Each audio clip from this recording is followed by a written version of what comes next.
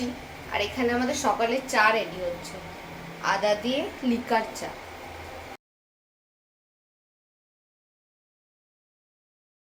Hi guys, good morning. কেমন আছো তোমরা সবাই? ওয়েলকাম তোমাদের নতুন একটা ব্লগে।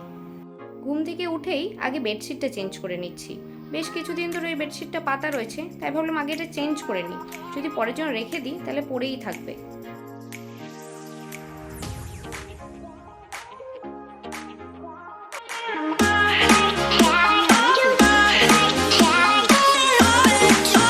কমপ্লিট করে নিচ্ছি।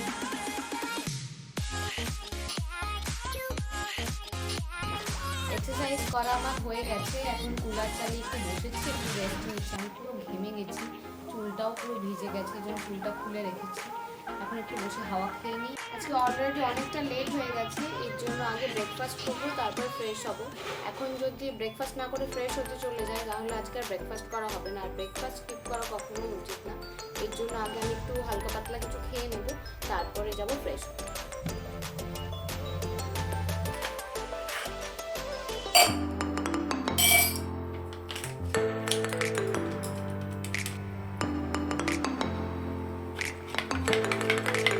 রেডি করে নিয়েছি আমার ব্রেকফাস্ট, এখন তাড়াতাড়ি করে খেয়ে নিই।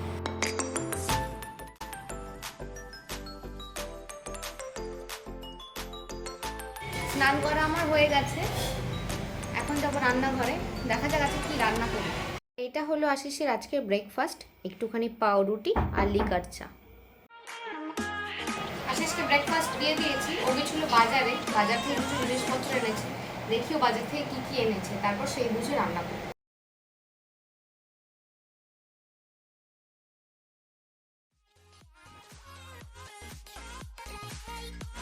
বাজার থেকে আশিস সয়াবিনের এই প্যাকেটটা এনেছে। দেখছি মুখটা পিন আপ করা। জিজ্ঞেস করাতেই আশিস বলল দোকানদার নাকি ওকে দিতে গিয়েই ওটা ছিঁড়ে ফেলেছে, তাই পিন আপ করে দিয়েছে। আর নিয়ে এসেছে এখানে একটা নোনতা বিস্কুটের প্যাকেট, আছে একটু কিশমিশ, আর এনেছে কাজু বাদামের একটা প্যাকেট। আর এই কালো প্যাকেটটাতে রয়েছে একটুখানি ড্রাই খেজুর। আর এনেছে সুধার একটা পনিরের প্যাকেট। আজকে এই পনিরটাই রান্না করব।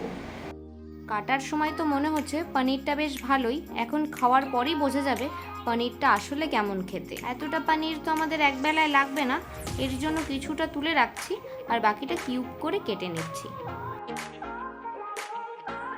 কড়াইতে দিয়ে দিচ্ছি একটুখানি ঘি, আমার কাছে যেহেতু বাটার নেই, আর দিয়ে দিলাম একটু সাদা তেল।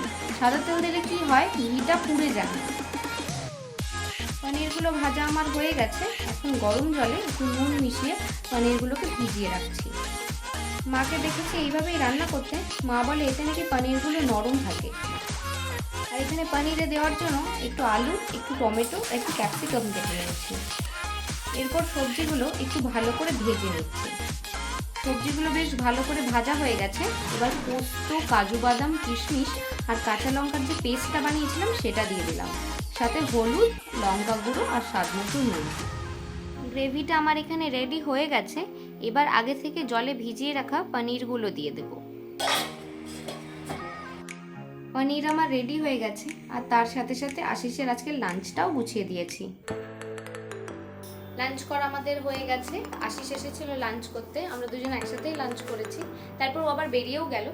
আমার এখন আর তেমন কোনো কাজ নেই, এখন একটু বসবো, একটু রেস্ট নিয়ে নেব, আর এই জামা কাপড়টা একটু চেঞ্জ করে নেব। মানে এত গরম, ওই একটা পনিরের তরকারি আর ভাত রান্না করতে গিয়ে মানে পুরো ঘেমে জল।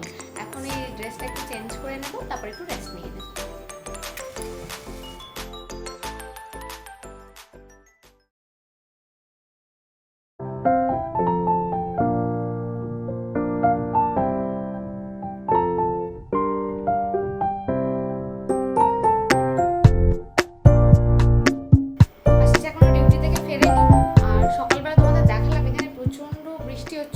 কিন্তু বৃষ্টিও সেরকম কিছু লাভ হয়নি, আজকেও প্রচণ্ড গরম, মানে সহ্য করা যাচ্ছে না, এতটাই গরম। ওই যেটুকু সময় বৃষ্টি হচ্ছিল সেটুকু সময় ঠান্ডা ছিল, যেই বৃষ্টি শেষ হয়ে গেছে ব্যাস গরম যেমনকার সেরকম।